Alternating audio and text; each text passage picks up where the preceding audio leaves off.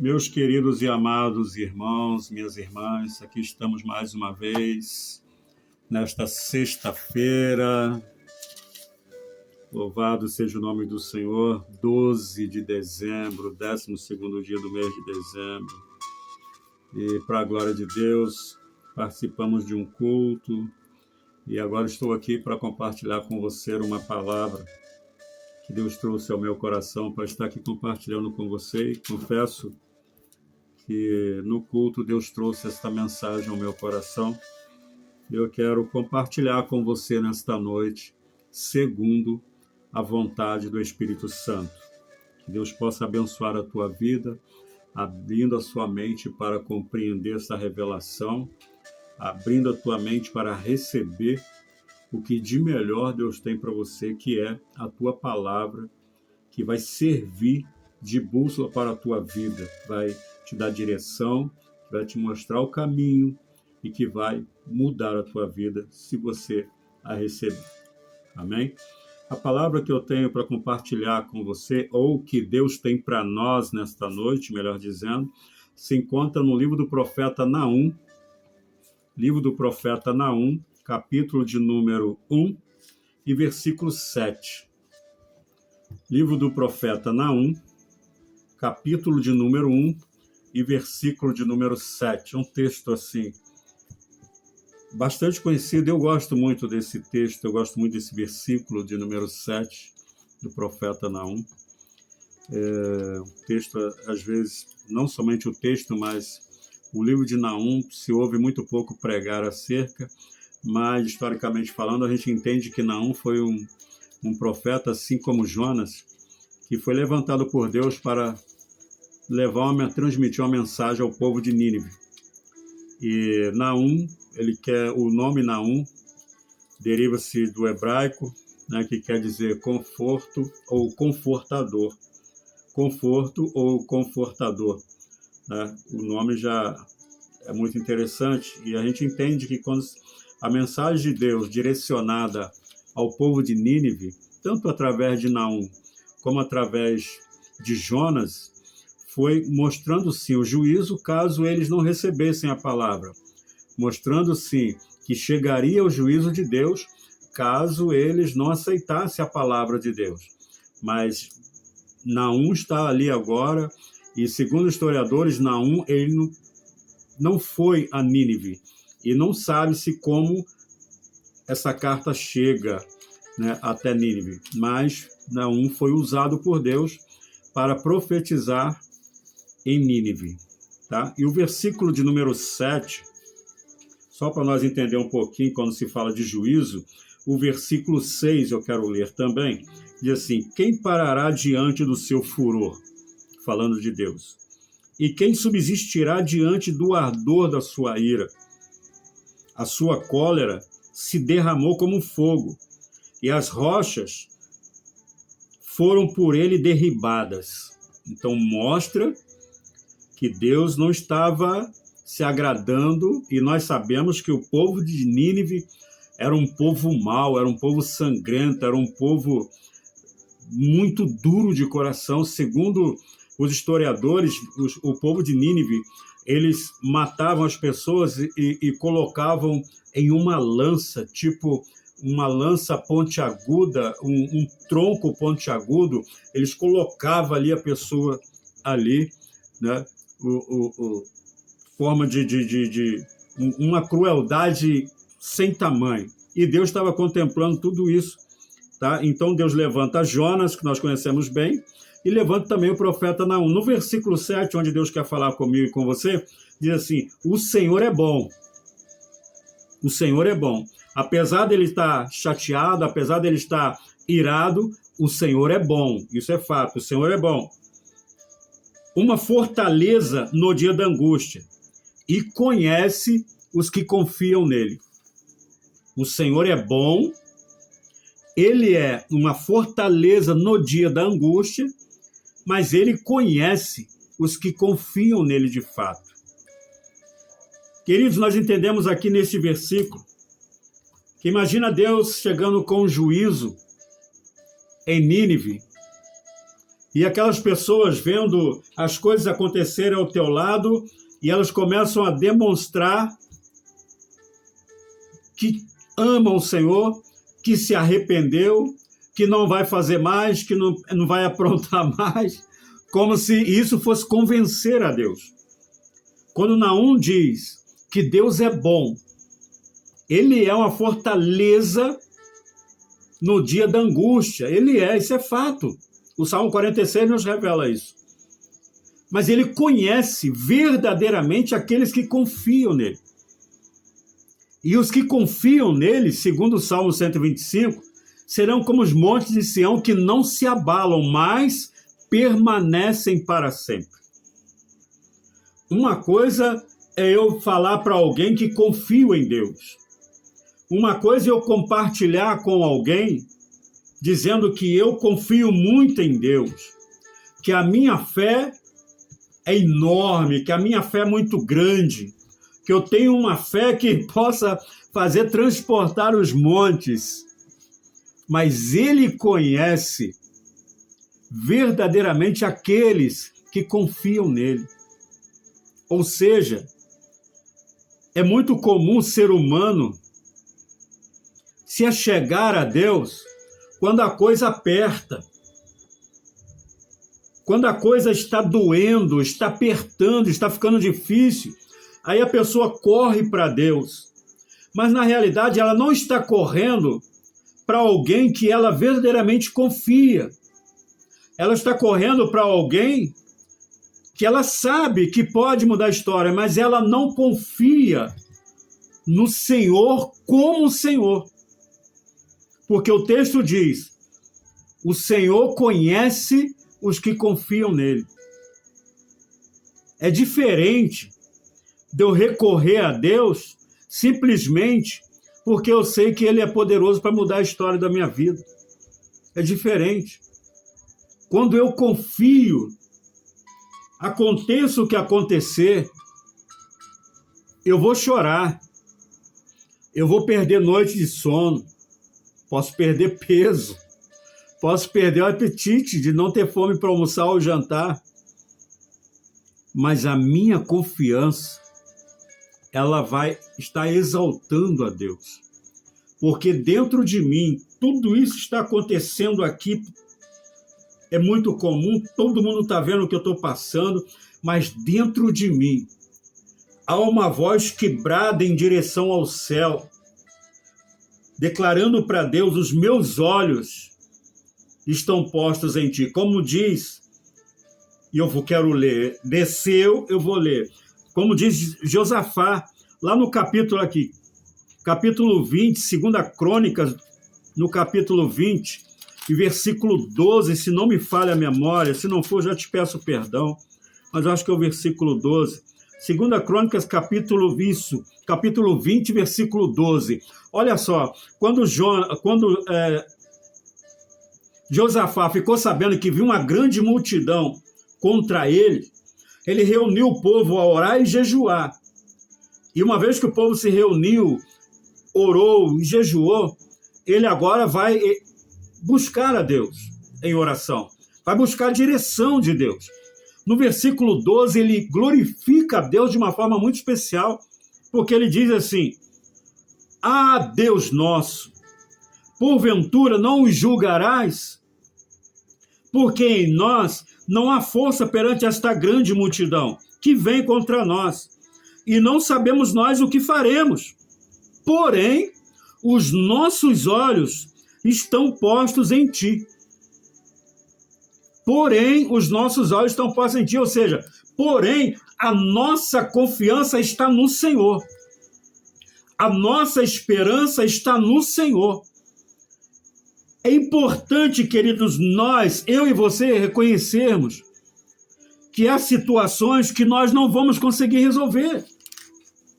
Há momentos na nossa vida que o processo é tão doloroso que nós não conseguimos resolver e nós temos que se achegar a Deus, como diz o escritor aos Hebreus 10, a partir do 18, se achegar diante do trono com confiança, como quem entende, como quem conhece a Deus. como quem sabe que eu posso estar passando por tudo isso, mas eu sei que a hora que Deus quiser mudar essa situação, seja na vida do meu filho, na vida da minha filha, seja na minha vida profissional, na minha vida financeira, na minha vida espiritual, no meu ministério, na minha parentela, seja qual for a área da minha vida que está me angustiando, que está me entristecendo, que está me abatendo, eu preciso me voltar para Deus. Eu preciso recorrer a Deus. Mas não é recorrer como se ele fosse um amuleto que vai mudar a história da minha vida, não. Mas é recorrer como quem conhece o Deus de Israel, como quem conhece o Deus que abriu o Mar Vermelho, como quem conhece o Deus que parou a correnteza do Jordão, assim como Jacó. Eu não te deixo, eu não te largo enquanto não me abençoares, porque Jacó sabia que Deus era o único que podia mudar a história, o processo que ele estava vivendo. Não é se achegar a Deus de qualquer maneira, porque Ele conhece, Ele sabe quando eu estou me aproximando como quem crê, ou quando eu estou me aproximando simplesmente porque eu já bati em várias portas e agora só tem eu vou bater aqui. Não, meu amado. Deus é a primeira porta. A Bíblia diz que Deus, Salmo 46, que fala da fé perfeita daqueles que confiam em Deus. Deus é o nosso refúgio e fortaleza, socorro bem presente na angústia, pelo que não temeremos o mal que possa estar vindo contra nós, ou que até mesmo já nos alcançou. Nós precisamos viver desta forma. A Bíblia diz por 4 vezes. Abacuque, Paulo escrevendo aos Romanos, Paulo escrevendo aos Gálatas, o escritor aos Hebreus, eles por 4 vezes na Bíblia está lá relatado que o justo viverá pela fé. Viverá da fé. Mas precisa ser uma fé que atrai o coração de Deus para nós. Precisa ser uma fé como aquele líder do centurião, ou o centurião, melhor dizendo, que quando se achega a Jesus e ele fala: o meu servo está morrendo, o meu servo está moribundo, envia uma palavra, porque ele disse para Jesus, ele exteriorizou, colocou para fora uma fé que estava queimando dentro dele. Ele diz: não é necessário que o Senhor vá lá. Não é necessário que o Senhor vá lá e lhe impõe as mãos, não. Basta uma palavra no mundo espiritual. Porque eu também sou líder. E eu digo ao meu servo: faça isso, ele faz, faça aquilo, ele faz. Basta uma palavra do Senhor e o meu servo será curado. E Deus disse: nem em Israel achei tanta fé assim. Nem em Israel achei tanta fé assim. Meu Deus. Escritor aos Hebreus, no capítulo 11, verso de número 6, ele fala ali, tem uma escala de homens e mulheres que foram ali inseridos como heróis da fé. E no versículo 6, o escritor diz assim: ora, sem fé é impossível agradar a Deus, pois é necessário que aqueles que se aproximam de Deus creia que Ele existe e que é galardoador daqueles que o buscam. Deus, Ele nos conhece. Ele sabe quando nós verdadeiramente estamos nos aproximando dele com o coração quebrantado, o espírito quebrantado e contrito. Ele sabe. E a Bíblia diz, no Salmo 51, verso 17, que ele não desprezará. Ele não desprezará. Ele vai atender. Então, ainda que venha, olha só, ainda que venha o juízo por uma falha, por um erro, por uma desobediência, o Senhor é bom. E Naum, conforto, confortador, está ali agora para levar conforto, levar refrigério, desde que eles recebessem a mensagem. E se voltassem para Deus. Porque Deus é gracioso, Deus é misericordioso. Ele não lança fora os seus. Ele não lança fora aqueles que se aproximam dele com fé. E eu preciso entender que o que vai me levar, eu quero ler com você o Salmo 62. Aleluia. O que vai me levar a se aproximar de Deus dessa forma, desse jeito, é eu entender isso aqui, ó, é eu viver isso aqui todos os dias da minha vida. O Salmo 62. Davi, e ele diz assim no verso 1, a minha alma, a minha vida, espera somente em Deus. Dele vem a minha salvação. Verso 2, só Ele é a minha rocha e a minha salvação. É a minha defesa. Não serei grandemente abalado. Posso ser abalado, mas não serei grandemente abalado. Quando eu vivo isso no meu dia a dia,